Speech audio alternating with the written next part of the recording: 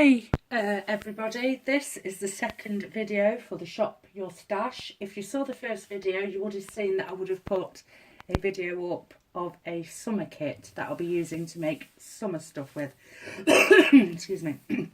Which is going to be the topic probably in the groups next month with summer coming up. So what I've done is I've used what I put together in the kit to make little chip bags up. They're called chip bags. I think they're supposed to be like crisp bags, but Americans call them chips. They are really easy to do, and I'm going to show you how to do them. So first of all, you get your pattern paper. This is 6 inches across by 4 inches down. And you need to score at, let me make sure I'm on camera, you need to score at 1 3/4 inch, and then you need to score at 4 1/2.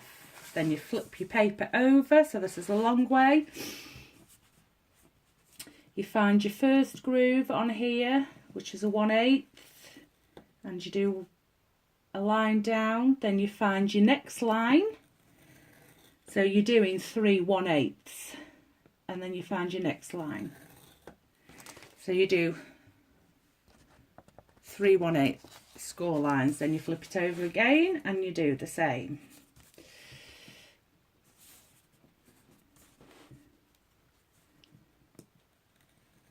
So a 1/8 there, a 1/8 there, and a 1/8 there.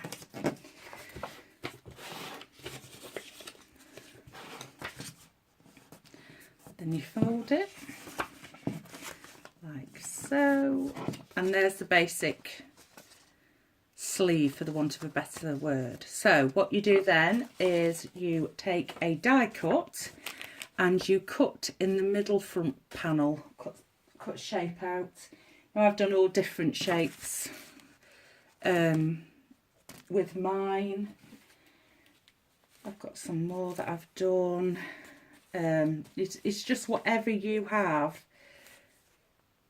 whether it's a punch or a die, just to take a shape out of that front panel. And I used a shell, I don't know where it is at the moment, but I used a shell, as you can tell, to cut that out of there. So then what you do is, because this is like a hack, because the other ones that I've seen, you adhere like acetate to the inside, and then, as we all know, sometimes glue with acetate just doesn't work, especially with them cello bags. So I thought I would just cut that out and use this instead, a actual cello bag. So what I do is I flip it over the wrong side, sticky off,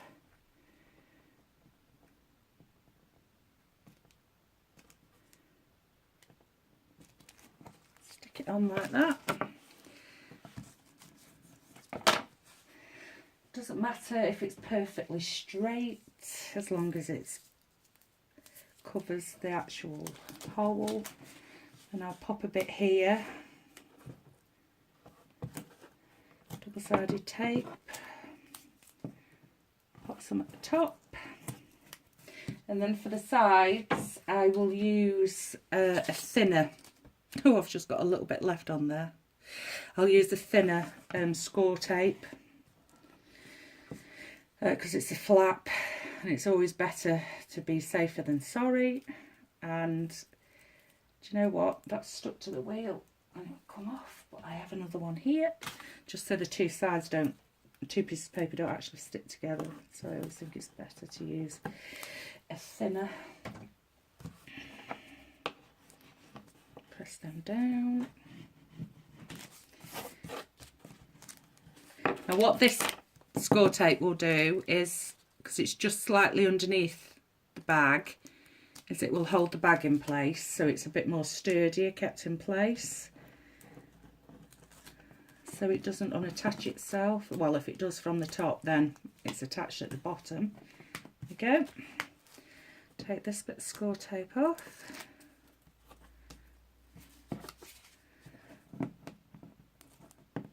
And then we'll fold it up.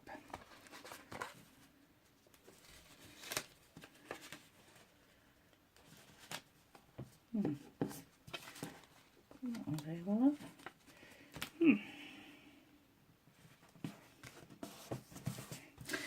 if you have got a bit of overhang at the bottom, not a problem, just snip it with your scissors.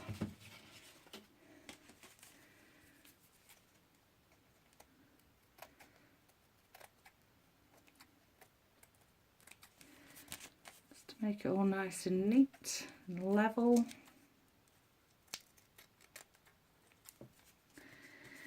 There we go, and that is the bag. And then, ooh, my C keeps falling off here. I hope it stays on for this. So then I stamp the word chips at the top. So I've got that ready on my block.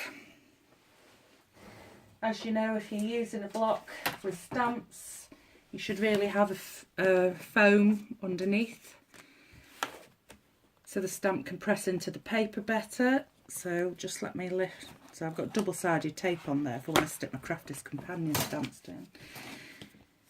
Right, so I'm going to put it on this platform just because it's spongy. It's a bit, I suppose, a thicker foam, but I know the stamps will take better. And I'm going to get my Versamark.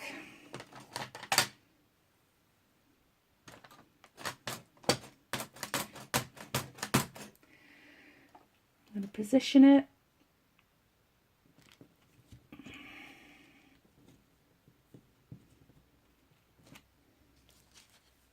There we go, finished. So they're really, really, really, really easy to make.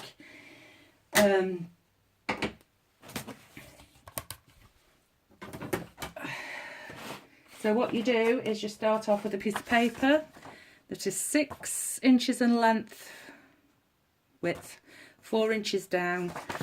Then you score at 1 3/4, then 4 1/2 inch, and then you score at every 1/8, at 1/8, just to give you those ridges at the bottom. They're very subtle, they're very delicate, and it's a nice way to package up your embellishments and to put little bits in, so people can use these. It's in fact like an I can never say the word, ephemera little packet that you could either use as a standalone embellishment on something, or you could put it onto a heavily embellished piece just as a bit extra. They're really quick, really simple. These are, and all that I'm showing you is just dies that I've cut out and I've stamped a word on top, and that's just a ticket stamp. And that's just a sign that I've done. I can't find the other summer ones. And I've done some flamingos to put in one as well. That's a summer one with some flowers and cameras.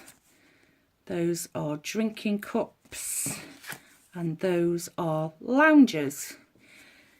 So that's it, folks. That's my share for this week on Shop Your Stash with Leslie Bromfield and Kim, whose channels I'll link below.